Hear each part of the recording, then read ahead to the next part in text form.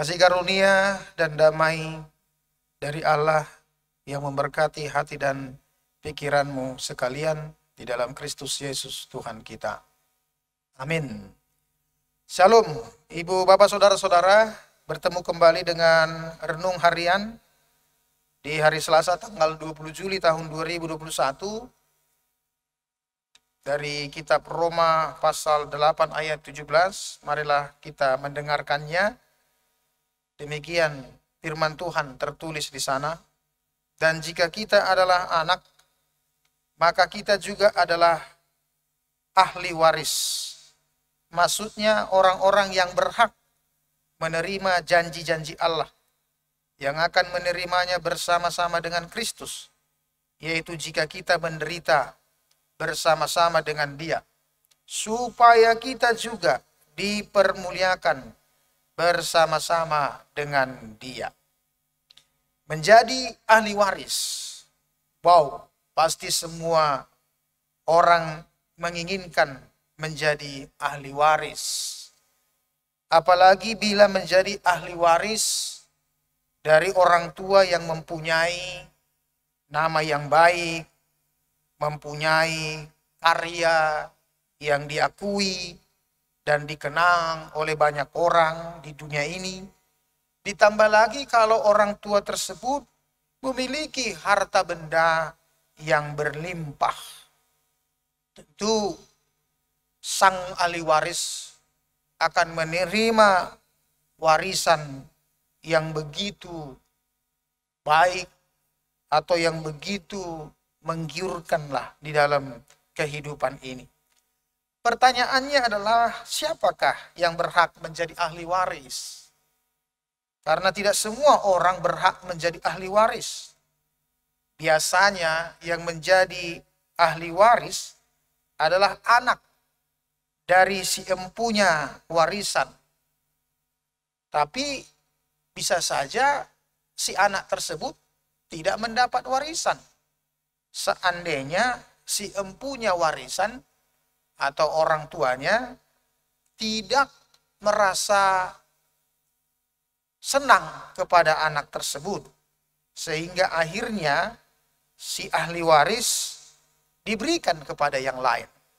Itu sebabnya ada saja orang bisa menjadi ahli waris seperti pembantunya atau hambanya, karena hambanya ini telah mengabdi sangat baik kepada tuannya, sehingga tuannya ini sangat berkesan, sangat mengasihi hambanya, lalu kemudian dia memberikan semua warisannya kepada sang hamba.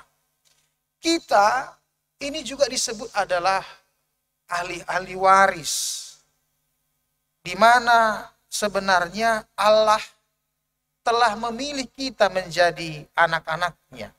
Sebagai anak-anak Allah, tentu Allah sebagai Bapa kita telah mempunyai janji kepada kita untuk memberikan warisannya. Status sebagai anak-anak Allah ini sebenarnya anugerah yang luar biasa. Karena status tersebut tidak kita peroleh karena kita memiliki hubungan kedarahan atau hubungan biologis dengan Allah. Atau karena kita mempunyai sifat-sifat yang baik? Tidak juga demikian. Justru Allah memilih kita dari segala kelemahan dan keberdosaan kita. Sehingga Allah mengangkat kita menjadi anak-anak. Menjadi anak itu bukan sekedar memanggil anak dengan Bapa. Rasul Paulus mengatakan ada perbedaan yang sangat tajam, yang sangat kontras menjadi anak dengan menjadi hamba. Jadi kalau kita disebut anak-anak Allah, ya tidak sekedar hanya memanggil Allah itu sebagai Bapa.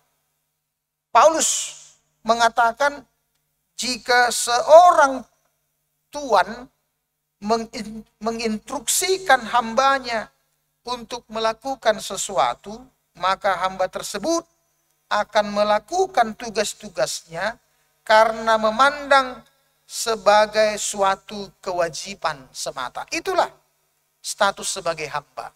Jadi perintah yang dia kerjakan itu adalah karena kewajiban semata. Lalu bagaimana dengan anak? Jika tuan memiliki anak dan menyuruh anaknya melakukan sesuatu, maka anak tersebut akan melakukannya karena ia mengasihi bapaknya. Jadi bukan sekedar kewajiban semata. Itulah bedanya anak dan hamba. Kita ini adalah anak-anak Tuhan. Tapi coba kita perhatikan dalam kehidupan sehari-hari. Banyak kita melakukan apa yang dikehendaki Tuhan, itu adalah karena kewajiban semata. Bukan karena sepenuhnya mengasihi Bapa. Kalau kita mengasihi Bapa, maka kita akan dengan rela melakukan apapun yang dimintakan oleh Bapa. Kita akan bersuka cita melakukan perintah-perintah Bapa. Karena perintah-perintahnya itu akan menyangkut kepada warisan yang akan diberikannya kepada kita. Ibu bapak saudara-saudara, identitas sebagai anak harus membuat kita memahami status itu. Supaya kita tidak melakukan segala perintah Tuhan hanya berdasarkan kewajiban. Apalagi berdasarkan keterpaksaan seperti orang upahan.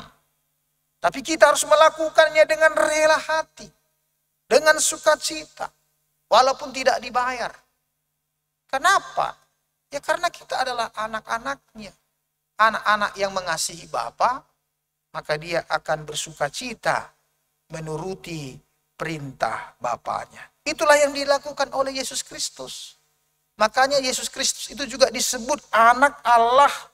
Karena dia melakukan semua perintah Bapaknya dengan rela, dengan sukacita, bukan karena terpaksa. Bahkan kalau kita melihat perjalanan Yesus, dia melakukan sampai menderita. Dia mau disalibkan. Itu semua bukan karena terpaksa. Semuanya itu dia lakukan dengan penuh sukacita. Karena dia mengasihi Bapaknya. Karena itulah, ibu bapak saudara-saudara, Allah telah mempermuliakan Yesus Kristus di atas segalanya.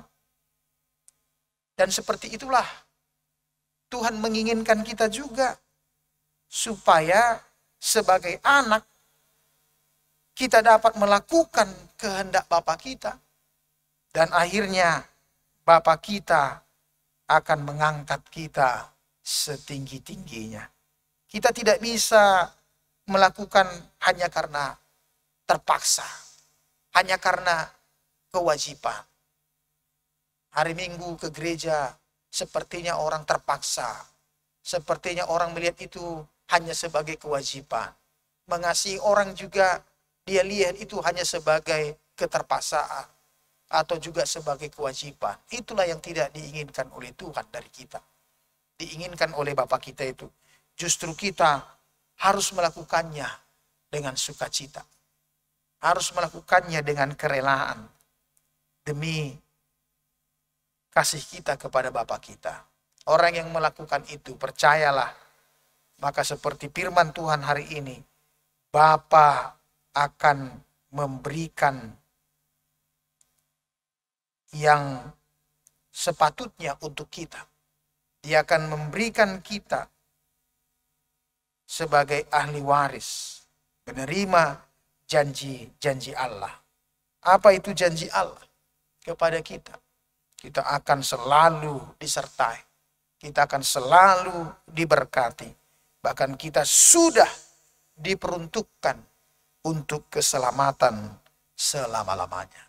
Nah itu, marilah kita melakukan kehendak Bapa dengan sukacita, dengan kerelaan. Karena kita adalah anak-anaknya. Amin. Mari kita berdoa. Terima kasih ya Tuhan. Kami sudah disapa oleh firman-Mu. Betapa besarnya anugerah-Mu yang mengangkat kami sebagai anak-anak-Mu. Sehingga kami berhak menjadi ahli waris dari segala janji-Mu. Namun seringkali kami melupakan status sebagai anak itu. Sehingga seringkali melukakan hati Tuhan. Bahkan melakukan perintah-perintah-Mu dengan keterpaksaan. Dengan ketidakrelaan. Bahkan dianggap itu hanya sebagai kewajiban. Tapi kami sebagai anak melakukannya harus penuh dengan sukacita. Penuh dengan kerelaan. Karena kami adalah anak yang mengasihi Bapa. Berkati Tuhan pekerjaan kami hari ini. Supaya semuanya berjalan dengan baik. Saudara-saudara kami yang sedang mengalami kondisi terpapar COVID, Tuhanlah juga menolong mereka. Terima kasih ya Tuhan. Dalam Kristus Yesus kami berdoa dan bersyukur kepadamu. Anugerah Tuhan kita Yesus Kristus, kasih setia dari Allah Bapa, serta persekutuan dengan Roh Kudus, itulah senantiasa memberkati engkau sekalian. Amin.